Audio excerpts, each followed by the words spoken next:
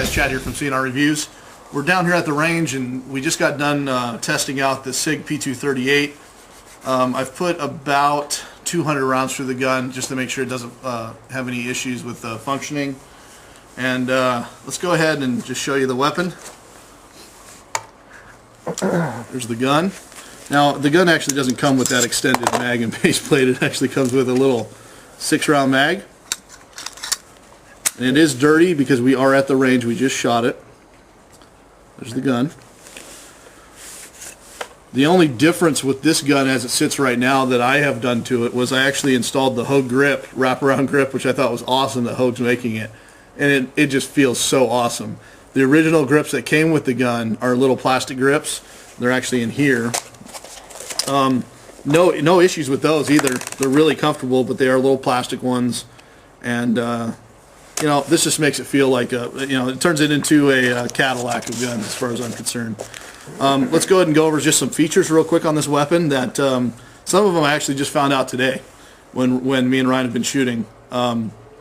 Initial thing that you're going to look at this gun, it's a 1911. It's a little mini 1911 380. Especially when you compare it to Ryan's Ultra Carry Kimber, it's really a neat gun. It comes with Sig Light night sights. They are tritium filled. Sorry about the focus on that, guys. There we go. It's got a safety just like a 1911. Now this one you can activate the safety when it's cocked or locked. If you have no rounds in the chamber, or if there's no round chambered, you want to cock the weapon, or if there is a round in the chamber and the hammer's up and you want to cock it, if the safety's up you can't cock it. You got to drop it to cock the weapon. The mag so far, I've actually purchased an additional mag, but it came with the 6-rounder. 6-rounder has functioned flawlessly. Then I purchased the 7-rounder with the extended base plate for the pinky finger. Not that it needed it. This guy functioned great without it even. But I just thought it would be a neat little feel, and that's what it looks like there. And it does feel really nice in your hand. It's just the perfect amount. I don't have the biggest hands in the world, but they're by no means small either.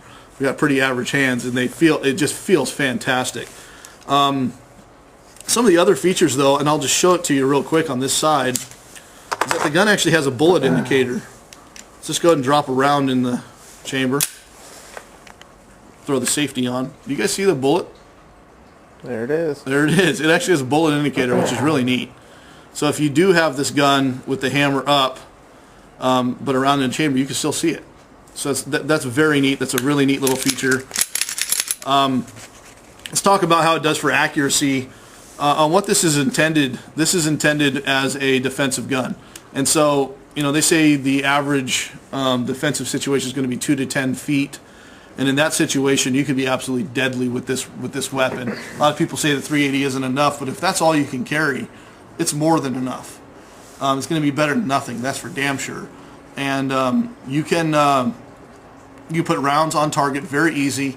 Me and Ryan have actually been shooting up to 25 yards with this thing, and it's pretty decent for this little tiny barrel to be able to hit a 25-yard target pretty consistently. It's the same accuracy as probably a Bursa, the standard size Bursa 380. Bursa Thunder 380. If we were to actually compare this to the Bursa, though, as far as I'm concerned, the gun actually shoots way smoother than the Bursa 380s do that we've had. Oh, the fit and finish is 100% better. It's absolutely immaculate. As far as cost goes, guys, let's go ahead and talk about cost, and I'll tell you what else came with this kit.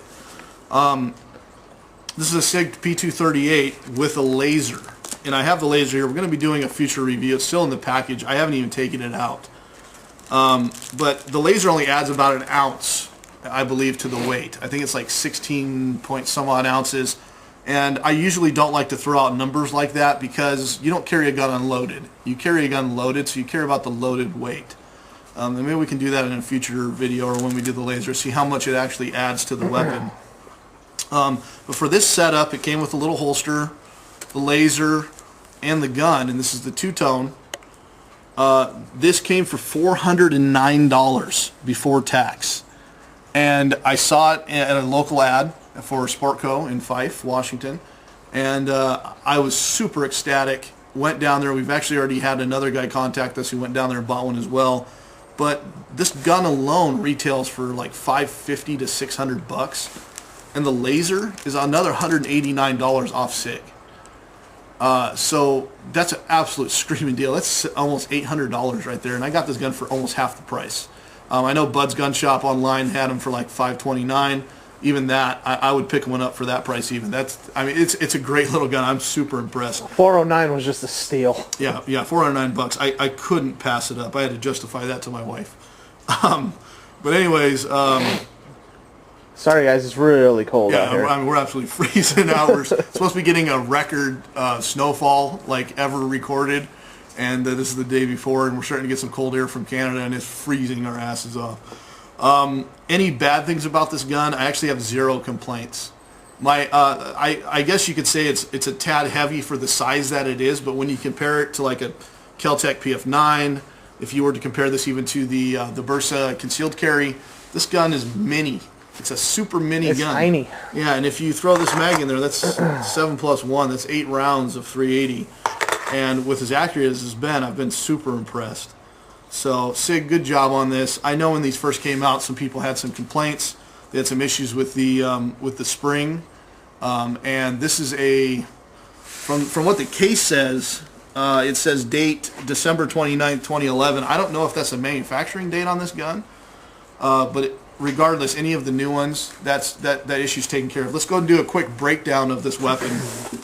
It does break down very similar to a 1911, guys. Let's go ahead and break this down. You have a simple, the slide lock is actually the pin that comes out. You just line it up, and actually I like to grip it like the Glock. A little notch in there. Push on the back side, pull out the pin. Gun's taken down. It's got a really, really nice metal guide rod, and all the new guns are shipping with the flat spring. There's a little barrel. Says Sig. You know, expect some wear and tear on that finish. It's nothing to do with the barrel. It doesn't mean the barrel's bad.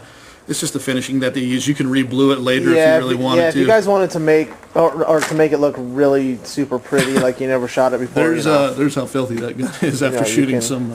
You can always blue that barrel. So that's Cellar and pellet ammo. That's how dirty that crap is. That's all supposed to be this color. That's nasty. Let's go ahead and put it back together. It puts back together just like every other semi-auto. 1911-esque. Well, any semi-auto really. You got the spring and guide rod. Guide rod goes in. Oops. Actually makes the takedown look like it's a breeze compared to like the Kimber Ultra Carry. You go ahead and slide it on, and what Ryan actually showed me, you have a little extractor here, or I believe it's called the extractor.